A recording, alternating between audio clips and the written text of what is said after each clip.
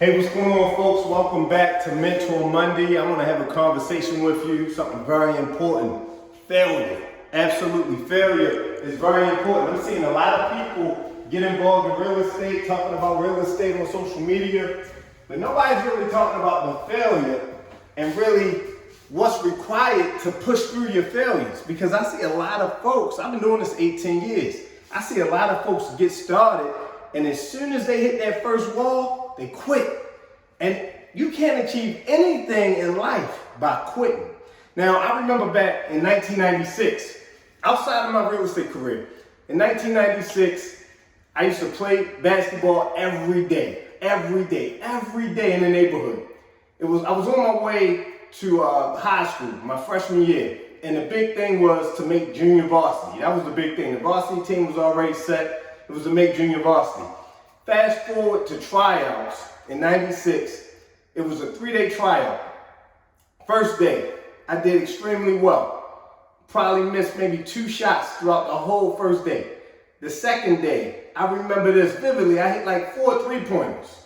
The third day was cut day. So it started out with like 120 kids. By the third day, it was about 35 of us. The team was only taking about 12 players. They already had 10. They were going to take a sophomore and a freshman. They took 1 freshman. I wasn't that freshman. So I remember, all the way up to the third day of trials, I was doing everything right. Everything was going well until this one play. I was on defense. And this sophomore, he was coming down the court, and he gave me a crossover. This was back when Allen Iverson just got drafted. So Allen Iverson's crossover was the thing. All of us was trying to do it. He did this move on. This was one of my friends too, right? Hurt me to this day, right? Crossed me over and I fell flat on my back. I was embarrassed. I never forget the meeting with the coaches. They said, Marcel, man, you really did well the first 2 days, but your footwork is bad. Your footwork is bad, and we're going to have to let you go, son. And I never forget, I walked out of that gym. It was night. It was like a cold October evening. And I actually started crying.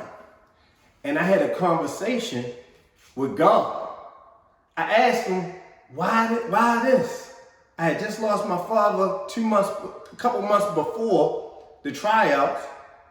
I was asking, why this? And I was like, should I quit basketball? And I had 2 ways to go home. I could either went through the neighborhood, saw all my buddies hanging out. They already thought I was going to make the team. I was embarrassed to go through the neighborhood. Something told me to go to the rec center. It was a church, actually. So I went to the church, and they were having practice. And I joined in the practice. But on that trip to the church, I told myself that I'm going to keep playing. I'm going to stay in the game. Now watch how God works. Watch how God works. A couple of months go by, and a cousin of mine calls me and says, Marcel, it's an opportunity for you to transfer out of your current school, which was a public school, to a prestigious Catholic school in Towson, Maryland, where they were building one of the most elite basketball programs in the state, in the country. So I took that conversation as a sign that I need to stay on my grind. I need to continue working on my game. I was slipping in my grades. After I got cut, I was late. Literally, it's 180 school days. I was late 37 days in 1 quarter. I was late 37 days. So I had to get my stuff together. And I ended up playing for one of the best high school basketball programs. Now, I wasn't the best player, but if I would have quit, some of the relationships that I've built over the years wouldn't even exist. I would not have become a better athlete, a better leader, a better young man. I learned so much by not quitting, and God put me in a whole different situation. So I see folks in this business, they quit before they actually reach their potential. Like, you don't know what's on the other side of that wall. You don't know what's on the other side of that rejection. You don't know what's on the other side of that failure if you quit.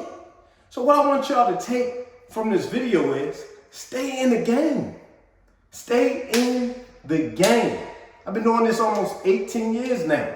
I've had my failures early on. It took, 18 months to close my first deal, my first wholesale transaction. It took 18 months. My first buy, fix, and flip property in Westport. It took 24 months, 22 months, 2 years to buy and fix up a house. And I had 2 business partners. But I didn't quit. We were learning as we were going. We were failing forward. Went through the school of hard knocks.